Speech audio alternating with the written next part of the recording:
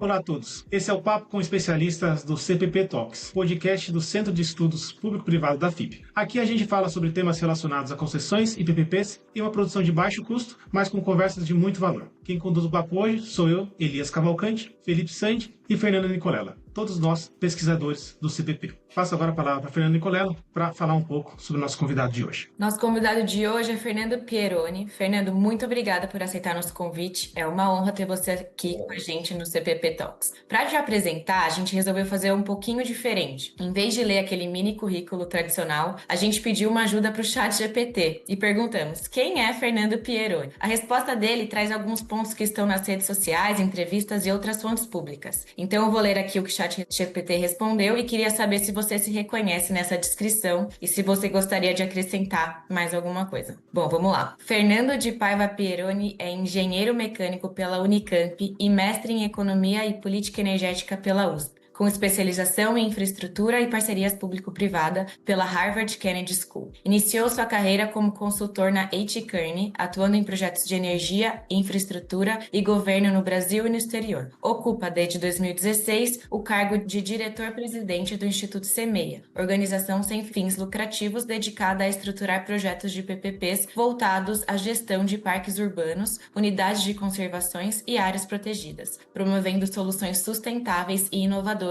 de uso público e conservação ambiental. Antes disso, liderou a área de projetos da São Paulo Parcerias, antiga SP Negócios, e da Estruturadora Brasileira de Projetos, contribuindo com a modelagem de concessões em diferentes esferas de governo. Pieroni também tem presença ativa em conferências internacionais, como o PPP Américas, e em veículos especializados, como a Exame, onde publica análises sobre concessões, sustentabilidade e inovação na gestão de ativos públicos. E aí, acertou? Eu acho que acertou. Eu acho que só tem um ponto de que ele está desatualizado, que faz 1 ano e meio que eu tenho atuado como consultor independente. Eu acho que ele pegou uma mensagem de 2016 e que foi até o final de 2023, quando o Felipe conhece bem essa trajetória, esse momento de transição. Bacana.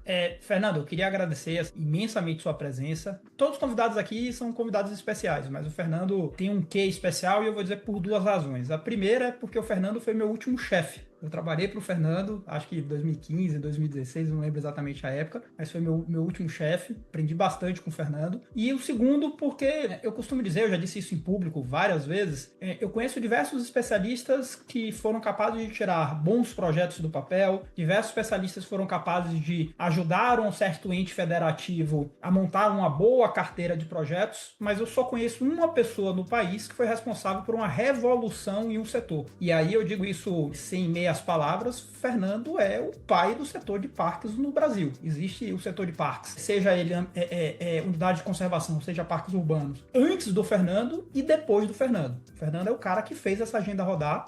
Então, é um privilégio nosso poder bater esse papo com ele. Eu espero que você que está assistindo aproveite, principalmente os alunos do curso. Vocês já conversaram com o Fernando em outra oportunidade, mas ele é o cara que fez esse setor andar. Só para explicar como vai funcionar a nossa conversa de hoje, que o nosso primeiro bloco é o papo técnico. Então é nesse momento que a gente aprofunda o tema do episódio. Então a cada episódio a gente vai ter um tema específico que, de certa forma, dialoga com o nosso momento do curso. E o de hoje será a formação de portfólios e estruturação de projetos. Então esse será um momento para a gente falar mais sobre papo técnico, questões mais profissionais. No segundo momento vem o bloco papo não tão técnico assim. Então a ideia é trazer umas perguntas um pouco fora do óbvio, um pouco fora dessa esfera profissional e técnica, trazer um pouco mais da sua experiência, um papo um pouco mais pessoal, que de certa forma vai te aproximar com a gente, o que está conduzindo a conversa, e também com os nossos alunos do curso, quem está ouvindo esse podcast. E por último, temos o bloco O que nossa audiência quer saber. Então a gente circula um formulário para os nossos alunos do curso, para eles fazerem perguntas para você. A gente selecionou alguma delas e a gente vai ler aqui com você para a gente conversar e debater sobre o assunto. Então vamos começar agora nosso primeiro bloco Papo Técnico.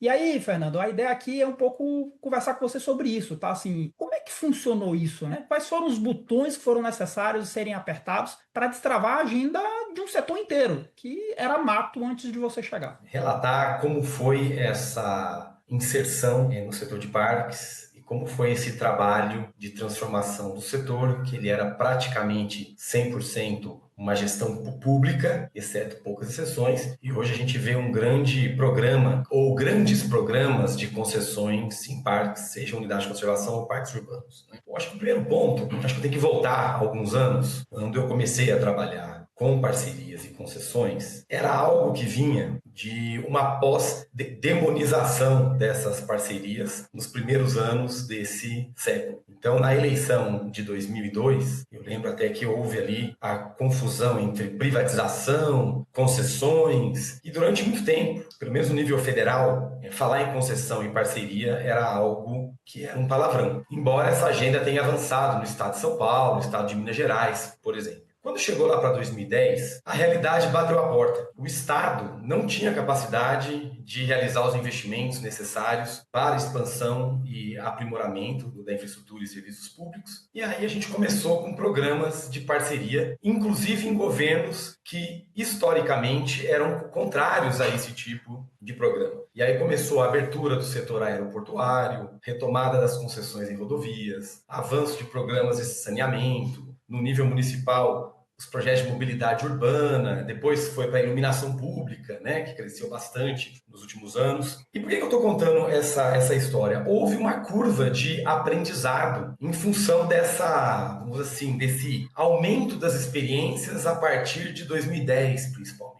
E o que eu procurei fazer, na minha experiência no Instituto Semeia, foi lançar mão de alguns desses aprendizados. E qual era um dos principais aprendizados? Projetos de parceria morrem. E por que eles morrem? Porque tem uma série de questões que, independentemente de você ter o melhor técnico, o engenheiro, o advogado, o economista, o financista, eles estão com um olhar muito para a técnica do projeto. Mas existe uma segunda camada, que é o contexto no qual esses projetos são inseridos. E a gente vê, né, que como setor, a gente tem aí uma enorme experiência de projetos fracassados. Então, a gente precisa olhar o que a gente precisa fazer. Foi basicamente isso, depois de ter trabalhado na EBP, que foi uma instituição importante nesse processo de retomada, lá entre 2010 até 2015, 2016. Depois a Prefeitura de São Paulo, que foi uma cidade pioneira em desenvolver os seus programas de parceria. Então, quando eu recebi o convite para liderar o Instituto Semeia, o convite foi: vamos usar a experiência de outros setores para a gente conseguir avançar num setor que é muito imaturo ainda, mas não precisar reinventar a roda. Se for para errar, vamos errar erros novos, não vamos repetir os erros do passado. E essa foi a proposta. Quero colocar mais um ponto aqui. Eu lembro que quando eu comecei a trabalhar com isso, eu tinha um chefe,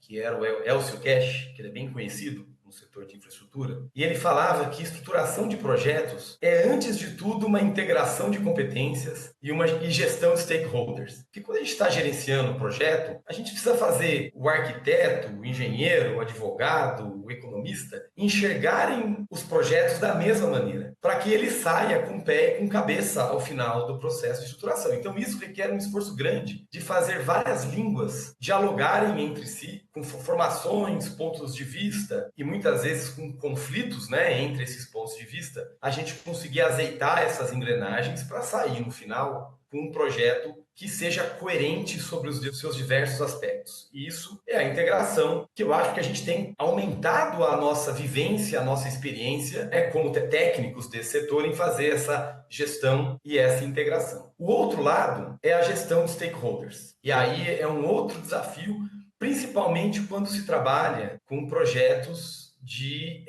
ambientais, que eles têm uma lógica muito territorial. Seja o território das unidades de conservação, em que existem comunidades que moram do lado e do lado dessas unidades e que lançam mão dessas unidades para a sua subsistência, para as suas atividades econômicas. Às vezes a conexão não é econômica, é inclusive pessoas que moram há muito tempo, ou a gente tem comunidades tradicionais que têm um outro tipo de relação. Então, trabalhar uma concessão territorial sem dialogar com o contexto em que essas unidades estão inseridas é um problema. Da mesma maneira nos municípios, nas cidades, parques urbanos. O parque, eu costumo dizer que é uma extensão da vida das pessoas. É uma oportunidade de lazer, em que tem aquele senhor que vai levar o neto no parquinho, mas tem o skatista, mas tem o casal de namorados, mas tem o grupo de amigos e tem o personal trainer, que tem o seu grupo de trabalho. Então, é uma miríade de olhares que também precisam ser contemplados para que a gente crie a legitimidade que esses projetos precisam para que não morram ao longo do caminho em função de ações dessas partes afetadas. Então, por que eu fiz esse contexto todo? Quando eu entrei no Instituto, a primeira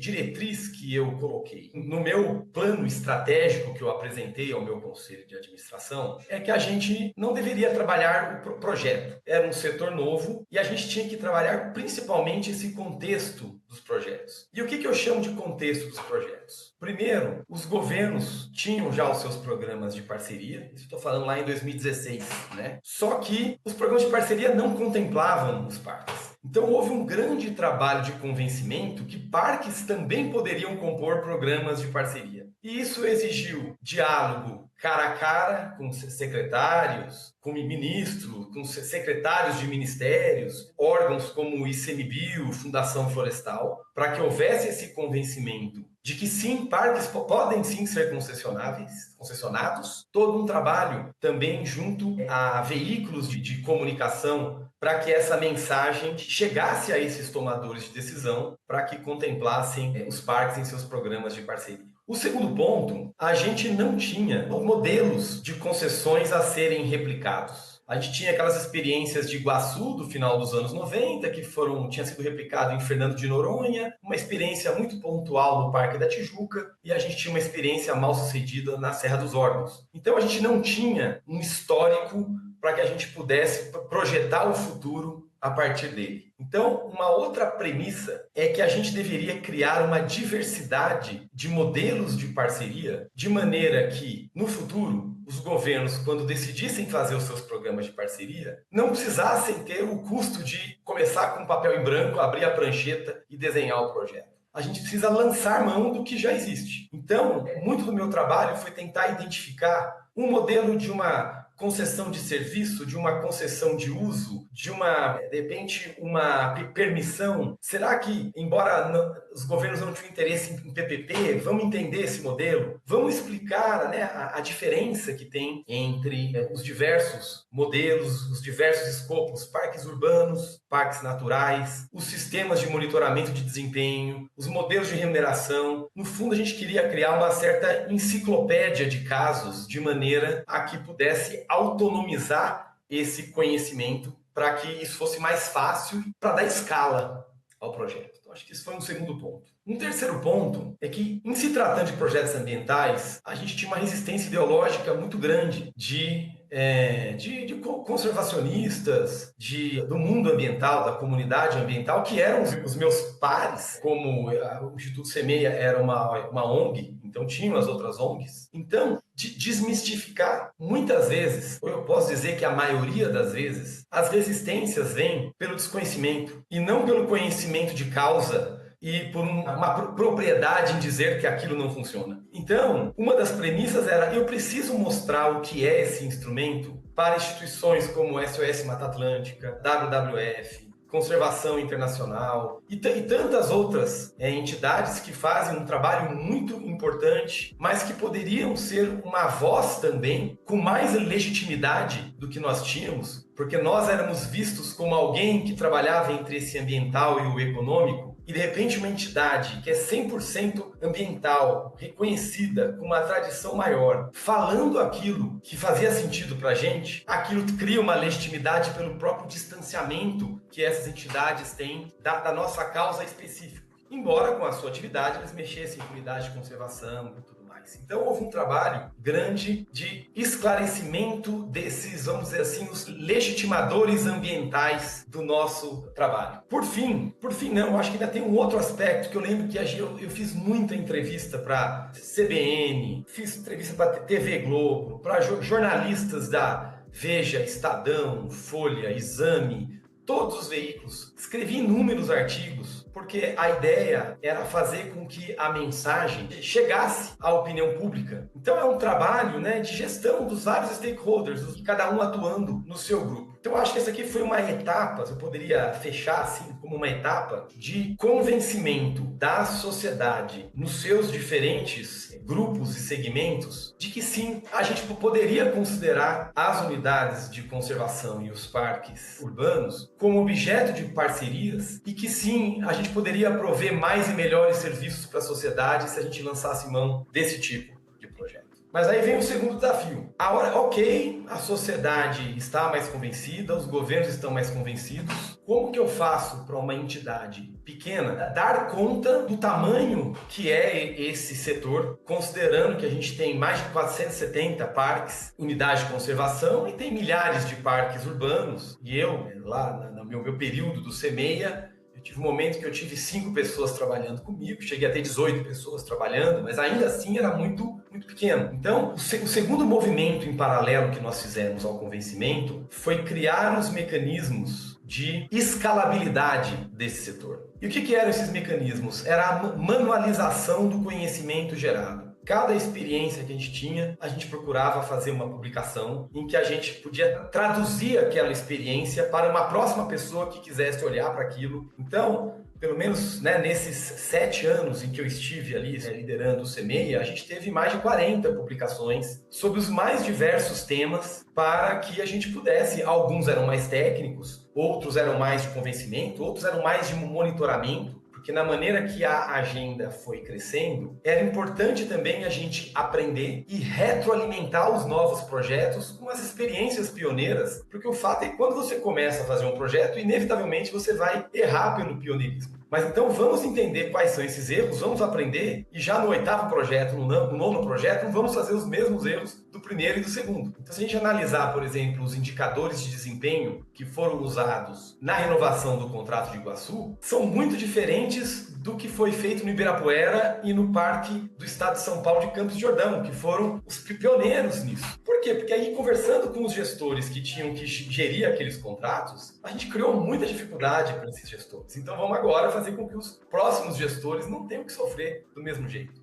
Então houve um trabalho de empacotamento desse conhecimento e de tradução de maneira a dar essa escala. E cada manual desse, eu costumava dizer que, para a minha equipe, às vezes ligávamos um secretário de um município e fazia as perguntas mais básicas. E a gente tinha que, de certa maneira, dar uma pequena aula, um workshop do que são. Por exemplo, eu cheguei a ter um governador que me procurou e falou que queria lançar uma PPP em 4 meses. Eu falei, olha, deixa eu explicar para você. Aí eu mostrei para ele um cronograma de 2 anos e mostrar que esse cronograma ia passar pelo processo eleitoral e que talvez demorasse mais do que isso. Eu falei, olha, em 4 meses a única coisa que eu posso dizer, sendo muito sincero, é que você não vai conseguir fazer. Ou você muda a estratégia, ou você se reelege, e no início do primeiro ano, né, no primeiro ano do seu próximo mandato, aí a gente tem um horizonte de trabalho, né? Então, eu dizia que cada manual desse poupava inúmeras conversas com gestores públicos, que aí nos procuravam já com conhecimento maior. E para quem tem uma equipe pequena, isso garante escala, dedica essa energia para realmente trabalhar mais aquela fronteira que a gente queria desenvolver. E a gente ia deixando essa experiência pavimentada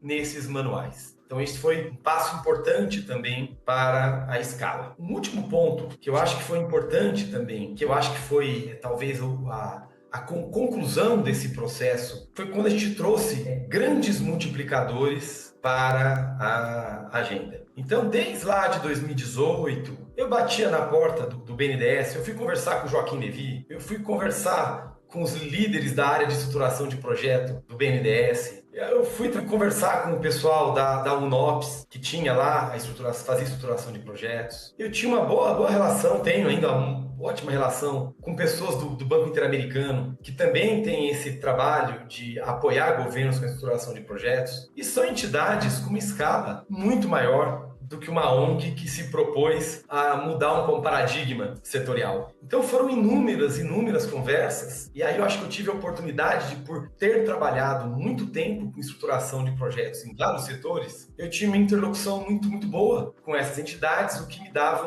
uma entrada para poder, pelo menos, propor que eles olhassem para isso. E aí houve no início uma certa resistência, não pelo parque em si, mas por ser um setor muito pequeno. Quem está acostumado a fazer rodovia, aeroportos, que são projetos bilionários, trabalhar com parques é uma escala muito pequena. E aí, às vezes, nem justifica uma entidade como essa entrar no setor. Então, houve também ali um trabalho de convencimento e houve um trabalho de tentar construir junto qual que seria essa entrada. E aí houve a felicidade, se não me engano, acho que foi final de 2019, começo de 2020, que houve uma abertura, mas aí não mais em tese, uma abertura prática. Na época, essa área era liderada pelo Pedro Bruno, que hoje é secretário de Infraestrutura em Minas Gerais, e a sua equipe, e o Gustavo Montesano, que era o presidente do BNDES na época. Ele ficou muito entusiasmado com a ideia de que o BNDES deveria ser um banco verde. Inclusive, nós ajudamos, como Semeia, a ele lançar um projeto que chamava BNDES Verde, que era uma discussão mais ou menos como essa que a gente tem feito agora, que era um pouco a entrada do banco. Na verdade, a entrada não, porque o banco já trabalhava com fundo clima, tem toda uma tradição, mas essa ênfase que ele queria dar. E aí nós fundimos as nossas equipes do Semeia com o BNDES, para que, com o conhecimento que eles tinham de estruturação de projeto e a escala que eles poderiam dar a isso, lançar a mão dessa inteligência que a gente há anos estava construindo para poder criar uma força-tarefa conjunta. E aí a gente fechou grandes programas com governos que até então, embora tivessem interesse, o Semeia não tinha capacidade de apoiar. E aí a gente entrou vários estados do BNDES, porque o Semeia até então tinha trabalhado com Paraná, Rio de Janeiro, Rio Grande do Sul, São Paulo, Minas, mas não tinha trabalhado com Tocantins, Mato Grosso do Sul e outros estados. Então, junto com o BNDES, a gente fez um grande programa no nível nacional que deu uma escala maior. E a gente replicou isso com o Banco Interamericano também, e nós fizemos projetos com a UNOPS. Uma coisa que eu falava para o meu conselho, é que eu gostaria de trabalhar para fechar o Instituto Semeia. Mas não fechar no sentido de que a gente fecharia as portas. Mas eu, como liderando uma entidade de impacto, se eu tivesse que me perpetuar nessa agenda, significava que eu não convenci ninguém de que ela era relevante e eu ia ficar para sempre falando com as paredes. E se eu não falasse com as paredes e, de fato, convencesse de que aquilo era importante, eu tinha que criar uma situação em que o próprio Semeia não era mais necessário. Porque aí eu já teria agentes privados, e aí é até importante lembrar um outro assunto, que nesse grupo, durante todos os anos que eu estive ali, a gente tinha os encontros com o buy side, porque a gente também tinha que convencer os investidores que valia a pena investir em parques, ainda que fosse uma escala menor e tudo. Então, o que eu trabalhei é para que no final o Semeia já não fosse mais tão necessário, porque, como você disse no início, Felipe, os botões tinham sido apertados. E o que eram esses botões, resumindo? Os governos já queriam ter os parques em seus programas, o privado já bateria na porta dos governos para pedir novos projetos, não precisaria uma ONG bater. Eu já teria modelos para serem replicados, eu teria uma resistência ideológica que havia sido mitigada, e eu haveria entidades com uma escala maior do que a minha, que pudesse lançar a mão disso tudo e fazer com que se tornasse uma agenda compatível com os grandes projetos de infraestrutura do Brasil, como os grandes projetos de infraestrutura tradicional. Então esse foi o trabalho que foi feito e eu fiquei feliz, que no final de 2023 eu tinha visto um setor com 4 parques em concessão e quando eu fechei esse ciclo, tinha mais de 40 parques já sob o regime de concessão e mais uns 50 parques no pipeline dos vários governos, de projetos que continuam saindo, como é agora o projeto do Parque de Brasília, como é Caldas Novas, como foi ali Jericoacoara e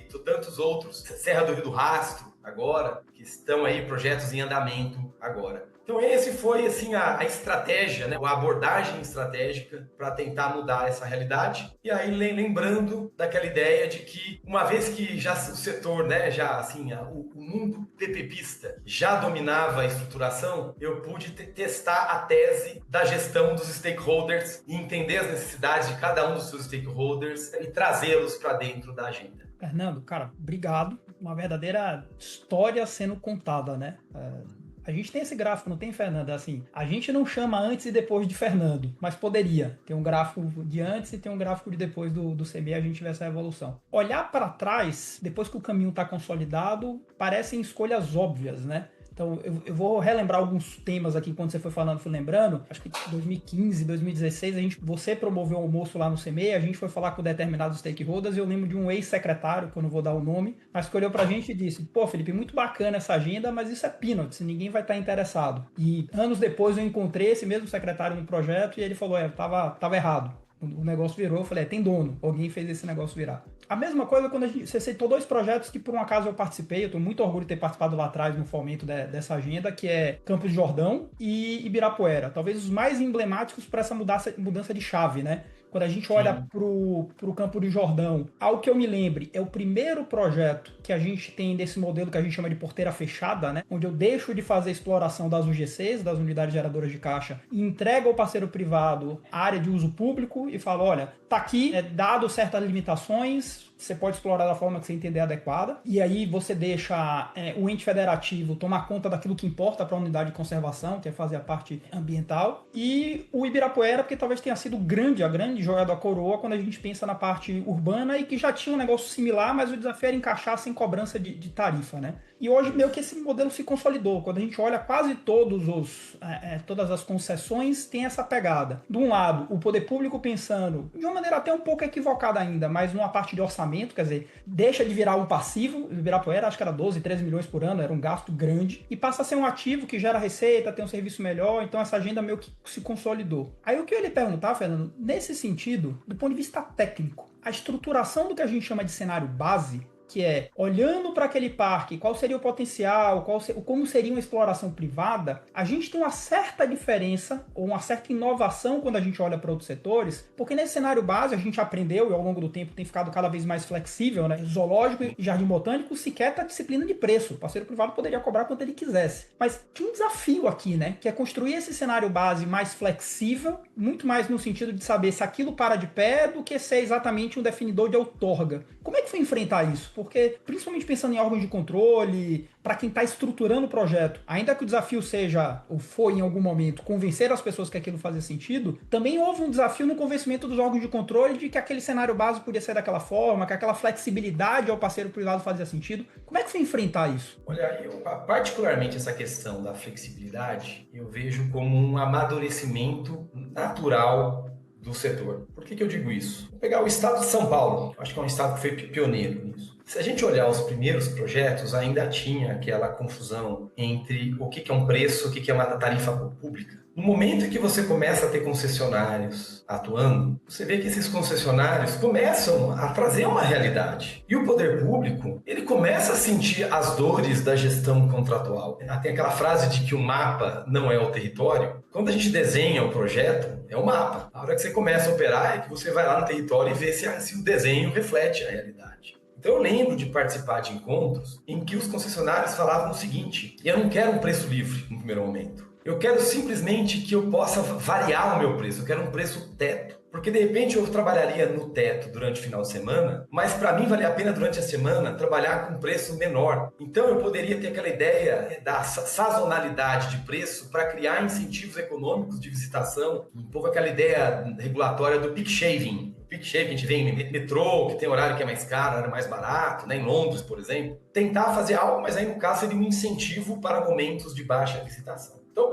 esse foi um primeiro momento. Depois, essa discussão avançou e falou, puxa, o que será que é uma atividade, de fato, de um serviço público e o que é uma atividade econômica? Então, eu lembro, talvez a coisa mais emblemática para mim da mudança de paradigma foi um projeto lançado, eu não vou falar o nome do projeto, no final de 2016, em que a ideia de quem foi lançada a consulta, a ideia de quem modelou o projeto era que deveria se controlar a gramatura do queijo que iria dentro do sanduíche para manter o nível de serviço da lanchonete que já existia dentro dentro do parque e que, portanto, o poder concedente tinha que regular a gramatura do queijo dentro do sanduíche, dentro do parque. A gente falou tanto de stakeholder, coisas que dão certo, gestão de stakeholders, aqui tá um exemplo claro do que dá errado. E aí, numa discussão da ideia da transferência, né, a lógica da transferência de riscos para o privado e, portanto, flexibilidade para atingir o objetivo final, que é a lógica da concessão, ainda era uma lógica muito de obra pública em que eu especificava e tinha que fazer uma medição. Então, essa mudança, ela foi acontecendo. Aí, num dado momento, fala, puxa, se eu posso ter um restaurante dentro do parque, eu posso ter um restaurante fora do parque.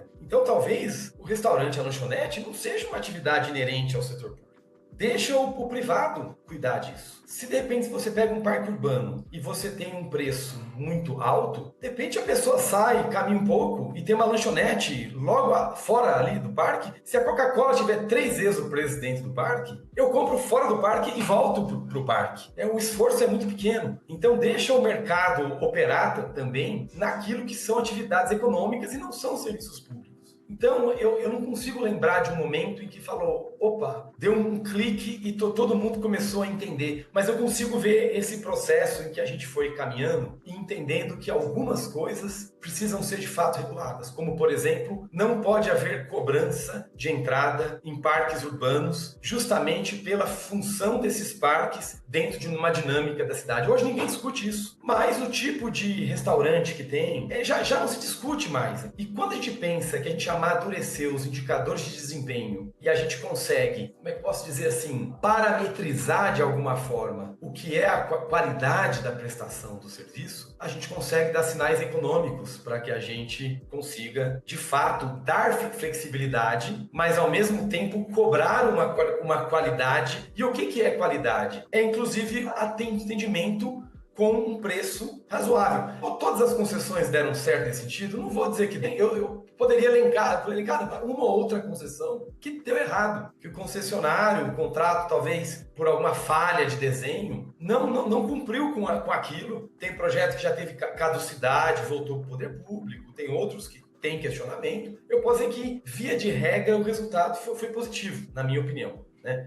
Então há esse trabalho de o poder público, mais do que querer tutelar o privado, ele tentar fazer uma concepção do que é um bom serviço público e chamar alguém que é mais capaz do que ele para dizer o meio de fazer aquilo que é a lógica da concessão. Tem um outro ponto importante, eu aprendi quando fui fazer um curso na Universidade do Colorado sobre turismo em parques. E lá eles têm muito a lógica, que eles falam que é a segmentação e o zoneamento do parque. O que significa isso? Eu não posso fazer um parque desenhado para o meu usuário médio, porque a única coisa que eu sei é que eu vou errar. Porque esse usuário médio, ele é teórico, ele não existe. Ele é um cálculo, esse usuário médio. Todo mundo que está acima desse usuário médio vai achar que é pouco e todo mundo que está abaixo vai achar que é muito. Então a gente tem que entender os públicos e tentar atender. O exemplo que eu sempre dou é Yellowstone. Foi muito, muito bacana de ver isso. O parque de Yellowstone é um parque muito grande, é um dos mais famosos dos Estados Unidos. E lá tem um geyser, que é aquele buraco, né, no chão que solta água, assim, a gente vê ali no desenho do Pica-Pau, a gente via esses geysers, né, que ele é muito ritmado. É quase um relógio o tempo que sai a água. E aí tem lá um hotel e uma área toda pavimentada em torno do geyser, que pode uma pessoa com um carrinho de bebê ficar ali e olhar o geyser. A partir daí você continua andando pelo parque numa área muito pavimentada. Chega um momento que acaba a pavimentação. Aí você tem uma trilha. Uma trilha toda bonitinha, com as pedras colocadas no lugar certo para você poder fazer uma trilha. Uma pessoa que ainda tem alguma dificuldade de mobilidade consegue avançar um pouco mais. Você tem uma trilha menos estruturada. Aí você já tem um outro público que talvez achasse que ficar numa trilha pavimentada é muito pouco. Eu sei que o grau de dificuldade vai aumentando até a hora que você chega num lugar que tinha uma placa que falava, olha, existe avistamento de ursos aqui. Se você quiser seguir, é bom que você tenha o seu spray de urso, que é igual um spray de pimenta, que se o urso vier atacar, você joga aquele spray e sai correndo. E ali tem aquela questão de que o Estado, né, aquela ideia mais liberal americana, de que o Estado não vai tutelar as suas escolhas individuais. E deixava claro que se aparecer o urso, o problema é seu, porque o Estado te avisou de que tem um urso ali. Então você ia desde aquela mãe que estava com um filho dentro do parque, com um carrinho de bebê, até aquele que queria andar num lugar livre, sem a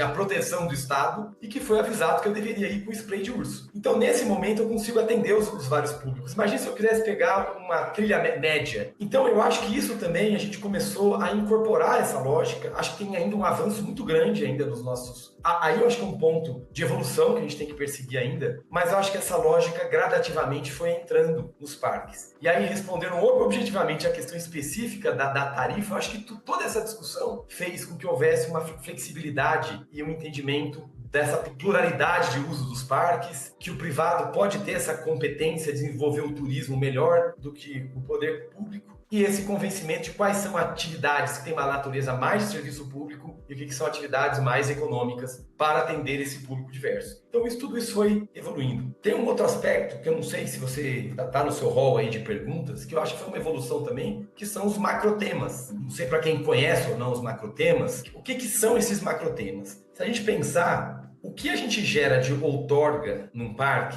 pelo fato de ser um empreendimento de escala menor, bem menor do que os grandes projetos de infraestrutura tradicional, eu gostava de um termo que eu ouvia muito, que não é uma gota no oceano fiscal. É muito, muito pequeno isso frente aos desafios orçamentários do poder público. Só que, por outro lado, o parque, qualquer recurso que puder ser mantido no parque faz muita diferença para o dia a dia do gestor do parque. Então, num dado momento, a gente falou, puxa, não faz sentido a gente definir uma outorga alta, porque o valor presente líquido do projeto, na nossa modelagem, indica que há um superávit, há um excedente que pode ser capturado pelo poder público, e o poder público ganhar uma outorga relativamente alta para o parque, mas que não faz diferença para ele. Por que a gente não mantém esse dinheiro dentro do parque? E aí a gente começou a criar encargos para que o privado desenvolvesse políticas públicas embarcadas no contrato, que nada mais é coisas que o gestor gostaria de fazer e que agora ele consegue ter um privado que financia aquilo para ele, num dinheiro que de outra forma ia cair no caixa comum do governo e ia desaparecer em outros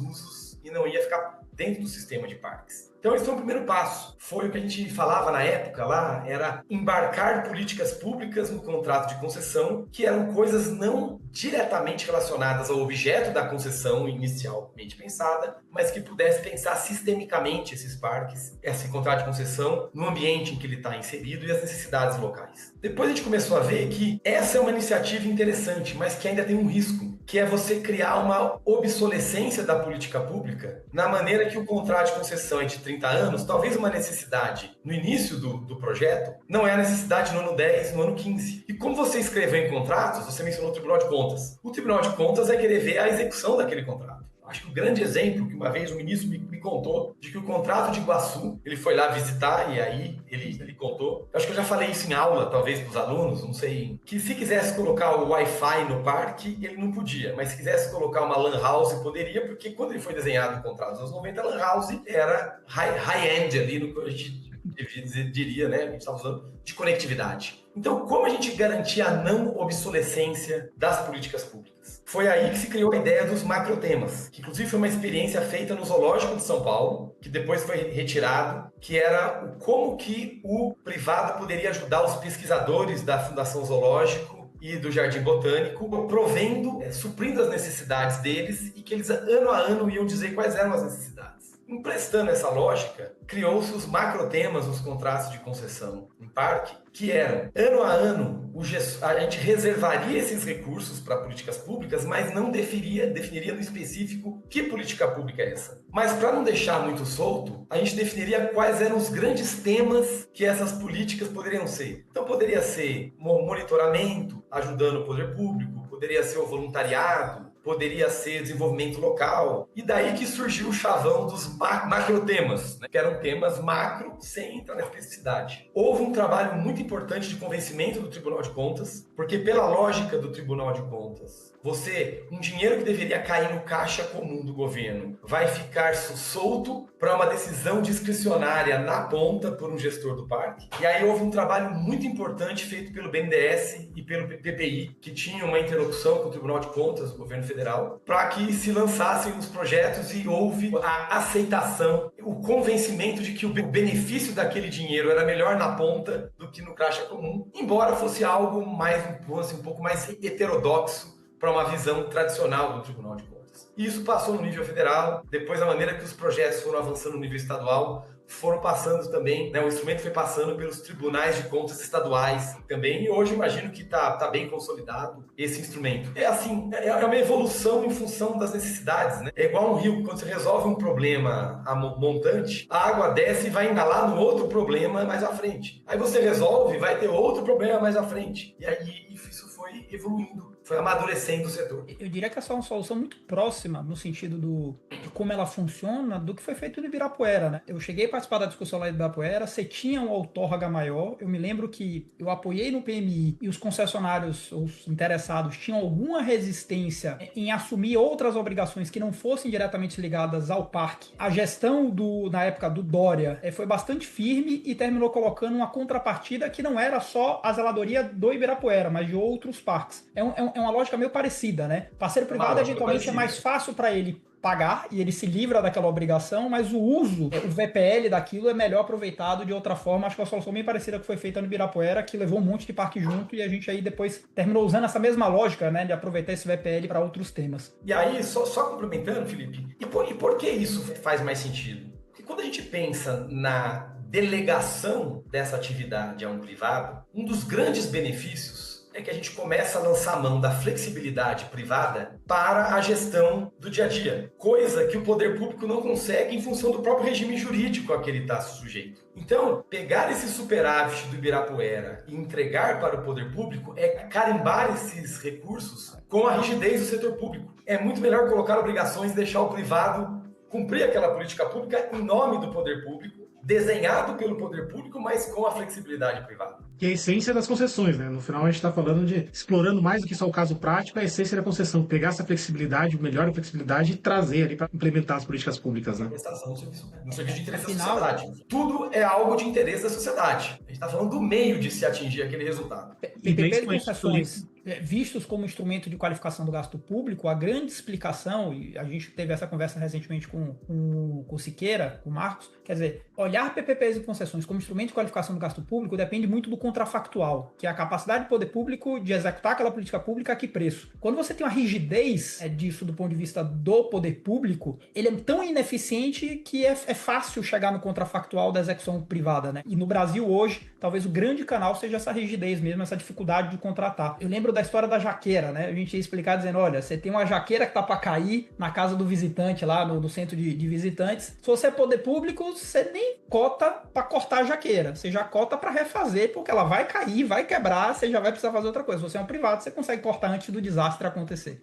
Teve um caso muito concreto disso. Você falou dos artigos que eu escrevo, né? Na apresentação da Fernanda, eu escrevi um artigo sobre isso. Chama Uma Experiência ao Céu Aberto, o nome do artigo. Que eu acho que o Ibirapuera mostra muito, é uma experiência. A gente está falando de um mesmo parque e no momento da concessão houve uma resistência, porque já havia uma ideia de contratação de uma obra pública para fazer a reforma da Marquise do Ibirapuera e ficou fora do contrato de concessão. O contrato, se não me engano, foi assinado em 2019. 5 anos depois, o concessionário já tinha feito toda uma reestruturação do parque e ele precisou, inclusive, fechar a Marquise com uns tapumes, com umas redes, para evitar que alguém entrasse lá e caísse o teto e se machucasse, porque em 5 anos o poder público não conseguiu. É por causa do gestor público? Não, o gestor público é um herói, brigando ali contra as suas travas, tomando risco. É porque a lógica legal, a lógica de questionamento cria muitas travas. No ano passado, houve a assinatura de um aditivo contratual para trazer a Marquise para dentro do contrato de concessão. Eu acho que houve um convencimento do poder público que era melhor lançar a mão dessa flexibilidade privada. E daí que eu chamei de uma experiência ao céu aberto, que você tem um contrafactual dentro do próprio parque, com os mesmos usuários, com o mesmo poder concedente, com o mesmo concessionário. Se eu não me engano, eu posso estar falando besteira, tá? Mas na época que o projeto foi feito, havia uma dúvida sobre a capacidade de gerar caixa, né? Eu me lembro que um dos proponentes falou que talvez não desse certo, o VPL fosse negativo, inclusive foi quem ganhou. Acho que a Construcap, quando apresentou o PMI, achou que não dava certo. E talvez o cenário base tenha saído um pouco mais conservador com relação a esse ativo em específico, porque o gasto para ele era elevado, né, para fazer reforma e tal. E aí você vê, né, deu tanto dinheiro que coube. É realmente um caso de sucesso. Fernando, para encerrar, assim, eu sei que a gente avançou muito em relação, principalmente com os órgãos de controle, mas, cara, vou dar um exemplo que até hoje a gente enfrenta. Recentemente eu tive uma reunião com o órgão de controle, onde a gente estava expondo o cenário base e aquela ferramentinha que a gente desenvolveu de olhar o VPL, o questionamento é, mas por que você está colocando essa pista de skate se o VPL é negativo? E aí dizer, não, meu amigo, veja, aqui é uma ideia de contribuição, isso daqui não é ferro e fogo. Primeiro que ele não vai ser obrigado a implementar. Segundo que, eventualmente, o cara que vem andar de skate, aquela UGC eventualmente é negativa, ele pode ter pagado ingresso, ele vai comer pipoca, ele vai pagar estacionamento, então é muito difícil, você não deveria levar esses instrumentos a ferro e fogo. Esse tipo de conversa também evoluiu? Você ainda vê algum tipo de resistência? Porque eu digo que como vocês atuaram no Brasil inteiro, né? O Tribunal de São Paulo acho que é um pouco mais maduro, outros lugares, mas esse tipo de resistência em algum momento vocês enfrentaram? Porque enfrenta até hoje. Eu acredito assim, eu acho que nem tudo é preto ou branco. Eu acho que você tem tonalidades. Dizer que isso foi perfeitamente eliminado? Não, acho que não foi. Dizer que é tão difícil quando a gente criou aquele modelo, foi a primeira vez que aquele modelo em que a gente explicitava os trade-offs para o gestor público, de maneira que ele não poderia usar a concessão para colocar todos os sonhos represados na história dele em cima do concessionário, porque isso ia inviabilizar o próprio instrumento de modernização do parque. Eu também acho que hoje já tem muito mais convencimento, sabe? Até pelo próprio a publicização, né, desses modelos econômicos também, junto com os contratos, vai se criando aí essa... Mas, de novo, eu não vi nenhum momento em que eu identifico uma quebra de paradigma e uma mudança de chave. Eu acho que o amadurecimento ele é gradual, né? Então, eu posso dizer que eu vejo muito menos resistência do que eu via 7, 8 anos atrás. Agora, tem governos mais conservadores e menos conservadores, e esse tipo de instrumento continua sendo muito válido se ele não tiver um convencimento de imediato por si só. Ainda continua válido esse tipo de modelagem para explicitar os trade-offs para o tomador de decisão no poder público. Acho que a palavra, ver se eu estou certo na minha interpretação, a palavra que você mais usa é mais realmente stakeholder, né? Sucesso para avançar, tipo, dado um projeto robusto por trás, uma equipe robusta por trás, é entender a essência de concessões e gerenciar stakeholder, mostrar a mensagem do que é esse projeto, o que é essa concessão, quase cultural e uma gestão desses interesses e conhecimentos, né? A Fernanda mencionou um curso que eu fiz nos Estados Unidos sobre parcerias. Eu não sei, determinada aula, lá o professor falava, a gente estudava um estudo de caso de uma hidrelétrica na África, que era muito importante lá para o desenvolvimento do país, só que houve uma resistência muito grande e da comunidade ambiental internacional e o projeto acabou, que não foi para frente, e em prejuízo de talvez a questão ambiental ali tenha atendido ao interesse dos ambientalistas, mas houve um prejuízo muito grande em outras esferas econômicos sociais. E depois que contava essa história, eu lembro que ele falou o seguinte: modelar esses tipos de projeto, a gente tem 2 níveis. Ele falou, existe o nível técnico, que aí são os advogados, os financistas, os economistas, enfim, todas as técnicas, que todo mundo é apaixonado por aquilo que ele estudou, ele tem convicção de que aquilo é certo, e de fato, tecnicamente, é certo. Só que a gente está lidando com uma miríade de olhares. E não necessariamente o que é certo para um é certo para o outro. E ele falava o seguinte, uma camada que poucos programas trabalham é a camada da comunicação, que é a hora em que você acolhe olhares diferentes, tenta endereçar isso dentro do projeto, e inclusive explica para os vários tipos de partes interessadas o que significa aquele projeto sob a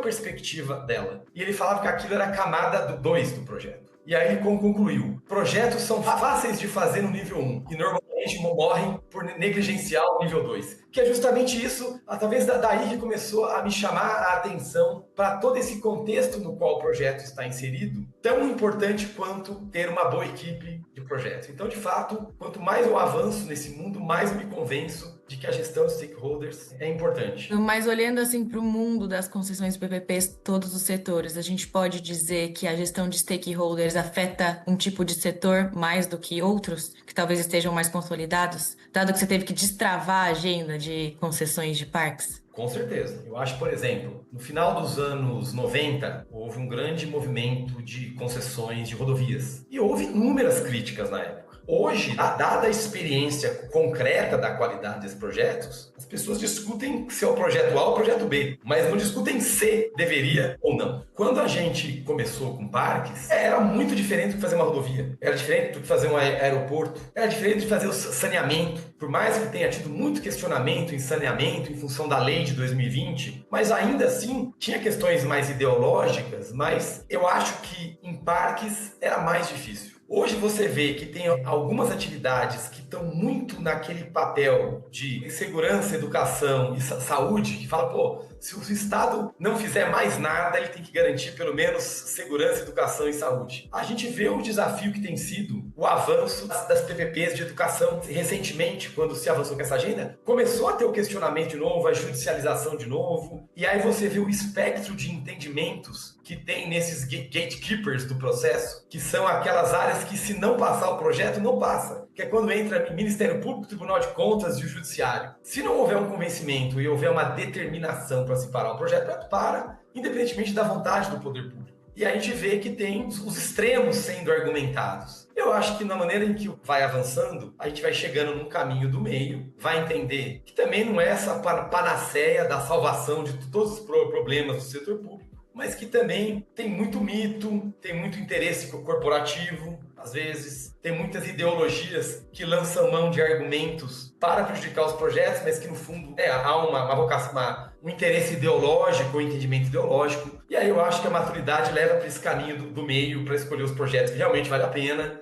e com menor resistência. Então, de fato, cada projeto é diferente. E eu acho que Parques foi um desses que precisou de desbravar essa gestão de stakeholder. Podemos passar para a etapa 2? Bora. Um papo não tão técnico assim? Fernando, depois dessa aula, dada a sua experiência, quando é que vem o curso? Porque a gente tem falado sobre isso, eu realmente estou ansioso. Todo esse conhecimento que você acumulou, está na hora de você ser um multiplicador, né? Vem um curso aí de como montar portfólios, como fazer a agenda não só de parques, mas em geral andar. Como é que está a preparação disso? Olha, como a gente tem a prerrogativa de fazer os cortes, vou dar uma resposta direta. Quando o Felipe lançar o curso. Né? Mas agora, respondendo a sua pergunta, acho que o curso, assim, a ideia é que ele seja lançado nesse segundo semestre desse ano, preferencialmente no início desse segundo semestre. Eu acho que é um momento muito conveniente, dado que a gente vê que muitos dos desafios hoje estão relacionados a multiplicação dos programas de parceria ou do interesse do desenvolvimento de programas de parceria no âmbito municipal, que os municípios enfrentam uma realidade de quantidade de recursos humanos, de escala do seu corpo técnico, muito diferente dos níveis, certamente no nível federal e de alguns níveis estaduais. Então a gente, no final de um primeiro ano do novo mandato, os governos já têm um pouco mais de clareza ali, né? Sejam os governos reeleitos, que já conheciam a casa, sejam os governos onde houve uma transição, que há um trabalho de apropriação, já está no momento em que se conhece mais aquela realidade concreta. E agora o próximo passo é desenvolver esses programas. É um momento muito oportuno para se avançar com essa capacitação dos gestores públicos, que vão ter um horizonte aí de mais 2 anos e meio para colocar de pé os seus programas de parceria antes do ano de eleição, em que a gente sabe que as condições mudam um pouco a maneira de promover. Então, eu acho que assim, eu vejo como um momento ideal para lançar o curso. Esse é o meu olhar sobre o lançamento do curso. Evidentemente que falta essa tramitação final dentro da FIP, mas estou bastante entusiasmado aqui em seguir adiante com essa experiência e compartilhar essa experiência. Bacana. Então a gente já pode cravar aqui, eu vou deixar lançado que começo do segundo semestre a gente vai estar lançando a turma. E aí, queria ouvir mais 2 temas sobre o curso. O primeiro para quem é destinado, né? Assim, quem deveria não perder esse curso? Para que público que a gente está falando? E 2, o que esse público pode esperar do curso, né? Ao final do curso eu vou estar capacitado ao quê? Qual o conhecimento eu adquirir? No que é que isso vai me ajudar no dia a dia, pensando aí na estruturação de projetos, na formação de portfólios? Olha, se eu for resumir em uma frase, eu diria que esse curso é destinado a aumentar a eficiência e a efetividade dos programas de parceria. Deixa eu agora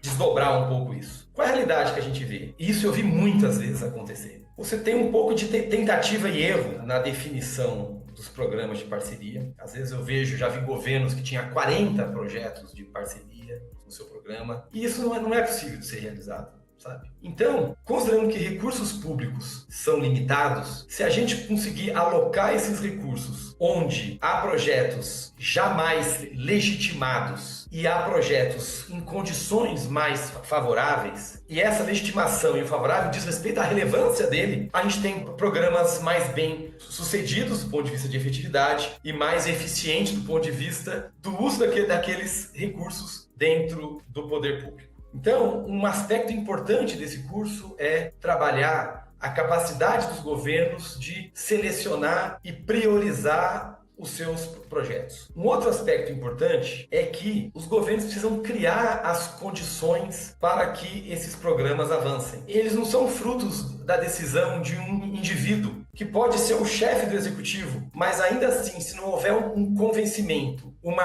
articulação, uma capacitação e uma criação de uma governança dentro da sua equipe, ele tem dificuldades para avançar. Então, esse curso também se propõe a criar as condições, ou, usar o termo, a pavimentar essa avenida por onde vai transitar os programas de parceria. E uma vez que eu tenho a avenida pavimentada e os bons projetos identificados, é muito mais fácil a gente oferecer mais e melhores serviços para a sociedade. Como que o curso está estruturado? A experiência também mostra que quem está conduzindo a estruturação desses projetos, eles têm os desafios típicos de um gestor de projeto, que, como eu disse, precisa integrar competências e gerir os stakeholders e seguir adiante para fazer uma intenção de política pública virar um projeto contratualizável. Mas quando a gente olha na esfera mais alta do poder público, que é muito sujeita às pressões políticas e uma articulação política, há uma certa complementariedade de visões. E talvez a visão mais técnica do gestor não seja aquilo que mais interesse a quem está no campo mais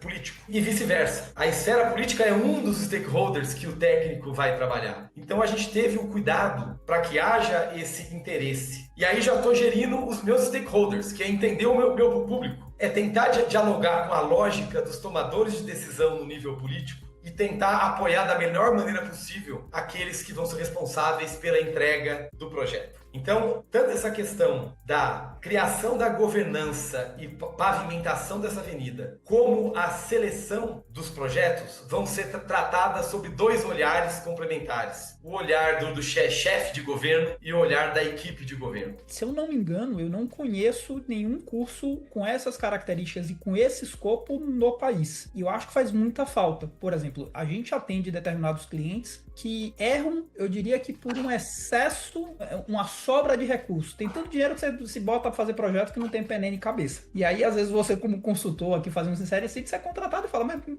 onde é que surgiu essa ideia? Por que vocês querem fazer isso? E aí, claramente, o projeto tá fadado ao fracasso, porque, como você disse, sem propósito, sem maturidade, sem aquilo entregar alguma política pública, fazer por fazer, em geral, aquilo não... Ou nasce morto ou morre ao longo da estruturação. Então, assim, eu acho que é extremamente importante, principalmente pensando na agenda dos municípios, e aí sim, esses que têm muita dificuldade, muita escassez de recurso. Eu torço por Vitória, né? Eu sou um cara que vive de falta de recurso. O Vitória, quando vai contratar, não pode errar. Você tem 15 milhões para gastar. Você não pode gastar... É a sua bala de prata, precisa acertar. Exato. Você não pode gastar 5 milhões no jogador que não vai dar certo, como foi o Wellington Rato. Então, a gente se deu mal. Mas esse é o ponto, né? Você tem poucos recursos, você tem que acertar, você tem que fazer valer aqueles poucos recursos. Vou fazer aqui mais algumas perguntas do nosso segundo bloco. Primeiro é a seguinte, Fernando. A gente gostaria de saber qual projeto ou atividade que você tem desempenhado nos dias de hoje tem te deixado mais animado, ou algum outro projeto que você ficou muito feliz em ter participado. A gente quer saber alguma coisa que vai além do que você está fazendo no automático. O que mais te inspira para fazer? Olha, por ter trabalhado bastante com parques, eu acabei me inserindo na agenda ambiental. E nessa minha jornada como consultor recente, eu acabei me envolvendo em projetos de concessão florestal, principalmente relacionado a restauro para geração e comercialização de crédito de carbono. E esse é um projeto muito interessante. Primeiro, porque ele é muito inovador. E a inovação é algo que motiva. Assim como num dado momento, nem tudo que se usava para rodovia podia ser usado em parques, mesmo parques sendo parecido com florestas do ponto de vista de uma unidade de conservação, são projetos completamente diferentes. E há muito a ser construído ainda. Então, eu acho isso bastante entusiasmante por ser uma novidade e por ser uma agenda de muita relevância no momento. Eu acho que esse é um tema que eu tenho entusiasmado. Um outro ponto que eu tenho trabalhado é um pouco um olhar de integração de setores. Então, eu tenho trabalhado no setor elétrico, inclusive na minha trajetória, durante um tempo eu trabalhei profundamente com regulação no setor elétrico, trabalhei num instituto que mexia com política energética. Então eu estou resgatando um pouco esse período também para desenvolver essa conexão entre setores. Nesse bloco 3, a gente dá a oportunidade para os alunos do curso trazerem algumas dúvidas que eles queriam ouvir suas respostas. E a primeira grande síntese é: como que eu transformo uma agenda de intenções em um portfólio de projetos bem estruturado, um portfólio robusto? Se resumir aí, a gente falou, acho que vários canais, a última fala. Agora ou deixa no terceiro bloco? Agora, já estamos no terceiro bloco. O Elias já pulou pro terceiro bloco. No terceiro bloco. Só antes de responder, assim, só para concluir aqui, amarrar o que eu estava falando aqui, se vocês entenderem que há oportunidades, assim, até já deixo aqui vocês como multiplicadores da mensagem, assim, né? É muito legal ser a pessoa que pode lançar a mão de coisas que você já viu,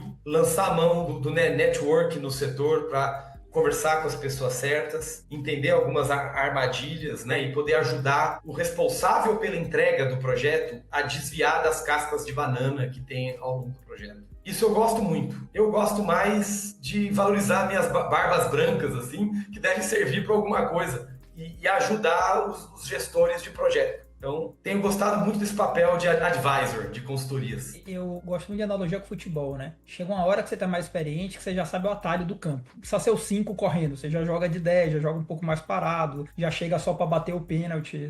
Tem momentos e momentos, né? Concordo plenamente. Tem hora que você não corre mais, tem hora que é melhor ter alguém que faz um modelo econômico 1000 vezes mais rápido que você, com muito mais precisão, muito mais... Né? E que vai ter fôlego para fazer todas as reuniões que são necessárias, conversar com todo mundo com o mesmo entusiasmo que é necessário. Eu acho que é um momento de vida e eu estou muito em paz com isso. Bloco 3.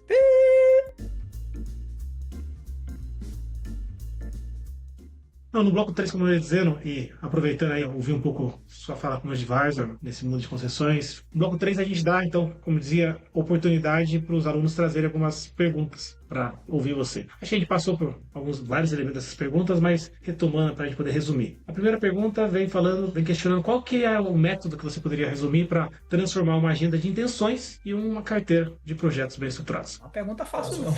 Se eu for dividir em blocos, assim, essa resposta, eu acho que primeiro é que a modelagem do projeto é a cereja de um bolo muito maior do que ele. E que, se a gente não conseguir, que é o objeto do nosso curso, minimamente ter pessoas capacitadas, não só para tocar o projeto, mas para conseguir gerenciar as pessoas que eles vão chamar para ajudá-los a modelar o projeto. Tem que ter uma linguagem comum, tem que ter um entendimento comum mínimo do que é aquilo. Se não houver essa capacitação, se não houver uma legitimação interna dentro do poder público e uma governança, é muito difícil avançar. Porque se você não tem uma governança, você vai ter algumas arestas que vão ser muito custosas para serem aparadas. Porque o poder público não é todo mundo alinhado do mesmo jeito, que pensa da mesma coisa. Tem disputas de poder dentro do poder público. Tem aquele grupo que é mais próximo do partido que ganhou, tem aquele que está lá simplesmente para dialogar com alguém da oposição,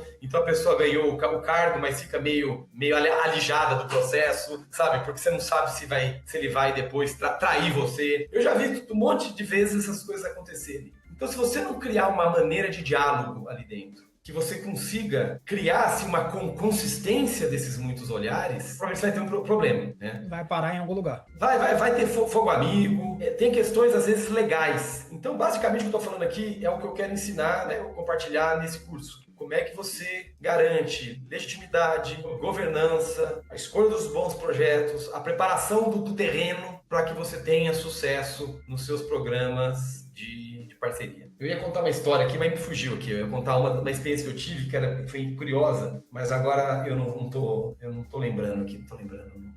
Pergunta um pouco mais técnica, eu diria, mas nesse âmbito de análise de projetos, até avaliação de priorização de projetos, tem um desafio de equilibrar a análise da perspectiva mais social ou da perspectiva econômica. Na sua prática, como você acha que encontra equilíbrio? Ou métodos, quais melhores métodos você entende para equilibrar, fazer essa análise conjunta? Um projeto na perspectiva social, tudo que entrega na parte social, da viabilidade em si. O que eu acho que o Fernando vai falar, a história dos docinhos. Todo mundo tem que ficar com um docinho para chamar de seu. Essa eu já aprendi. Ué, esse dos docinhos aí é interessante. Eu acho que tem a questão dos docinhos, com certeza, né? Então a gente tem que identificar, mas assim, o docinho também é etapa final. Tem gente que gosta de brigadeiro, tem gente que gosta de beijinho, né? E aí a gente tem que saber qual é o docinho. A gente pode explicar essa história do docinho, que eu, pelo menos, eu tô vendo brigadeiro e beijinho. Eu também. Vou resumir de maneira muito rápida. O que o Fernando diz é que, pelo menos o que eu venho aprendendo com o Fernando, é que quando a gente olha para esses diversos stakeholders, cada um tem o seu projeto para chamar de seu, tem o seu próprio interesse dentro do projeto. Na medida do possível, desde que você não desnature aquilo que o projeto pretende ser, o que ele pretende entregar, é importante que essas pessoas se vejam contempladas dentro do projeto. Então,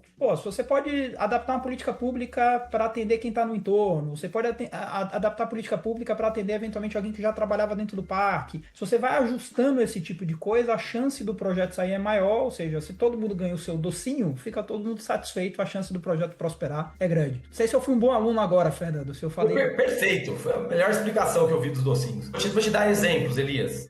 Quando a gente criou a ideia ali dos macrotemas, os projetos, num dado momento se decidiu que os macrotemas poderiam ajudar o desenvolvimento econômico local, inclusive trabalhar até com publicidade em alguns casos do município, de ajudar, por exemplo, a Secretaria de Turismo do município. Por que isso? Porque quem está no entorno, vocês já assistiram a minha aula lá, vocês já viram também quando a gente também não coloca atividades que podem ser prestadas de fora para dentro do parque, dentro do escopo de concessão do parque. Por quê? Porque nesse momento o concessionário compete com os negócios locais. Se eu deixar fora, é uma adaptação que você faz, que você não mata o projeto, como diz o concessionário, mas as pessoas do entorno começam a torcer pelo concessionário, porque se a concessão vai muito bem, gera mais negócios para eles desenvolverem no entorno. É uma adaptação que você faz. Todo mundo começa a falar, cara, esse projeto é muito, muito bom, né? Mas por quê? Porque você identificou necessidades e deu os docinhos. Agora, para você identificar, é uma coisa que eu também falo no curso de estruturação. Existem grupos de stakeholder. E é importante identificar esses grupos, identificar o que eles querem e saber qual é a capacidade deles de influenciar o processo. Porque, por exemplo, se o Tribunal de Contas não quiser, acabou o projeto. Não tem o que fazer, cara. Acabou. O executivo se curva ao Tribunal de Contas, perante o Tribunal de Contas. Então, a gente tem que medir um pouco o que precisa ser feito e qual que é o poder de fogo. Então, não existe uma fórmula pronta. Você tem que analisar caso a caso o seu group holders. Vamos na essência, né? Tipo, projeto robusto, entender bem o projeto, gerir stakeholders. Você tem que entender quais são as partes. E, Fernando, para encerrar aqui, fazendo até um paralelo com tudo que você vem falando sobre o que fazer, quais seriam os maiores cuidados a se evitar na estruturação de projetos? Os maiores cuidados? O que não fazer, resumindo? Olha, eu acho que um cuidado, não em ordem de importância, mas na ordem que vem na minha cabeça aqui. Acho que tem um cuidado importante que é manter a chama política do projeto acesa. Você pode estar no meio do projeto. Se politicamente perder sustentação, o projeto morre. Porque o tomador de decisão em última instância é um político. Eu posso dar um exemplo depois para vocês sobre isso. Esse é um cuidado importante. Eu acho que um outro cuidado importante, além de tudo que eu falei aqui, porque eu falei já muito sobre governança, sobre seleção de bons projetos, então, além disso, o que eu acho que é importante? Eu acho que o resto, eu acho que está meio coberto por aquilo que eu já falei, né? Não quero ser repetitivo aqui, né? É a gente escolher projetos que, de fato, têm chance de dar certo, sabe? E é a gente criar o que eu chamei de legitimidade, que conversa um pouco com a governança. A governança é mais o meio, a legitimidade é mais o produto final, que de novo, está relacionado a como garantir a sustentação do projeto. E eu acho que a outra coisa é isso, tudo tem a ver com o stakeholder, é você ter um plano de diálogo, de comunicação. Eu vejo que a maioria dos projetos ainda peca por não se comunicar direito. E não necessariamente ele vai morrer, mas ele vai ter percalços que poderiam ser evitados se eles tivessem tido a mesma atenção que eles têm para o advogado, ter para a comunicação, ou para o modeleiro financeiro, ter para a comunicação. Eu acho que é uma dimensão tão importante, né? Deveria sair daquela camada 2 do curso que eu falei e ser mais uma competência da camada 1, sabe? Uma competência técnica do projeto. Eu acho que é isso, porque depois, quando coloca as equipes técnicas, os bons técnicos dão nó em pingo d'água. Se tem uma limitação jurídica, eles bolam um projeto de lei, eles bolam uma interpretação diferente, um enquadramento diferente. Para tudo isso, posso dar exemplos para vocês. Tecnicamente, dá-se um jeito. Tendo a concordar. Na minha visão, na minha experiência também se você pede a sustentação política, se você pede o patrocínio político, o projeto morreu. Não vai para frente, porque no primeiro tapa, e ele vai tomar um tapa, ele para. Eu vou citar um projeto do estado de São Paulo que não foi para frente, que é de presídios, né? A gente também estava com um projeto pronto, um belíssimo projeto, muito bem estruturado. Na época tinha uma discussão, ano eleitoral, nenhum município queria receber, o gasto era caro por PPL quando comparado com o gasto atual. PPL é pessoa privada de liberdade, né? Então havia uma discussão ideológica na época de, você vai gastar dinheiro com PPL, não vai gastar dinheiro com educação, e o projeto perdeu sustentação política, foi embora. Uma pena, porque era um belíssimo projeto para qualificação do gasto público e que o sistema prisional de fato entregasse aquilo que ele é desenhado para fazer, né? A recuperação do indivíduo, que ele voltasse para a sociedade, foi uma pena. Não avançou, mas exatamente. Perdeu sustentação política, vai embora. Encerramos por aqui nossas perguntas. Fernando, muito obrigada pela conversa, foi muito rica. Aprendemos bastante, tenho certeza que todo mundo que vai ouvir vai adorar esse episódio. Tem alguém que quer falar mais alguma coisa? Podemos encerrar por aqui. Eu queria agradecer o Fernando, agradecer você, Fernanda, o Elias. Foi um belíssimo episódio. Fiquei muito satisfeito, verdadeiramente uma aula. Agradecer pelo Fernando pela paciência com a gente, dizer que o curso está lançado. Vamos fazer esse negócio no segundo semestre, então todos vocês estão convidados, em breve a gente vai dar notícia sobre isso. E fazer um negócio que eu sempre vejo o pessoal fazendo no YouTube, eu tenho vontade. Se você gostou, compartilhe e deixe seu like. Muito obrigada. Um abraço, pessoal. Eu que agradeço.